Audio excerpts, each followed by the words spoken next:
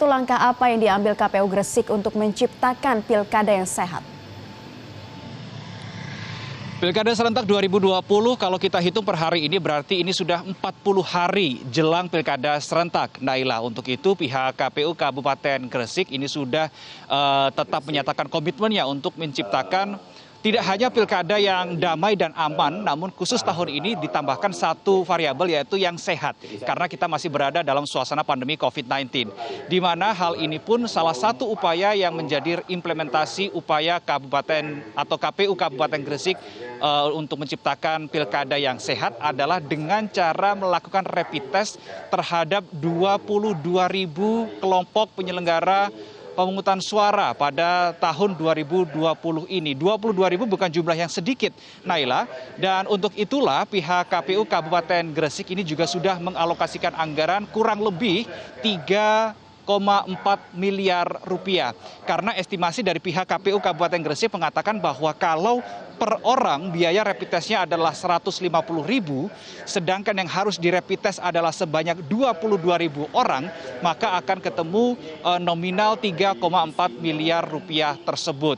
Namun yang masih menjadi pertanyaan sampai dengan saat ini, Naila, karena memang pilkada serentak seperti yang sudah saya sampaikan tadi masih H-40 dihitung dari tanggal hari ini 30 Oktober 2020. Lantas kapan pihak KPU Kabupaten Gresik ini akan melakukan rapid test?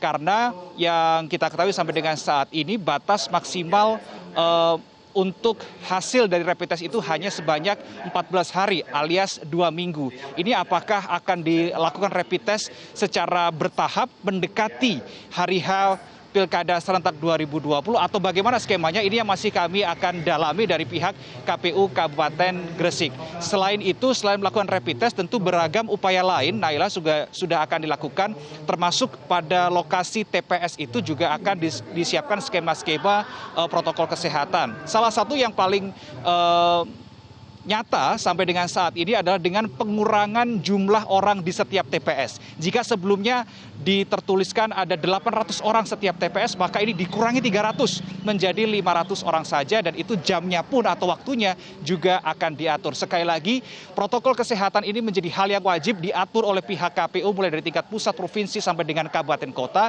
demi terciptanya pilkada serentak yang tidak hanya aman dan damai namun juga sehat. Karena sekali lagi mengingat saat ini Indonesia masih dalam suasana pandemi COVID-19.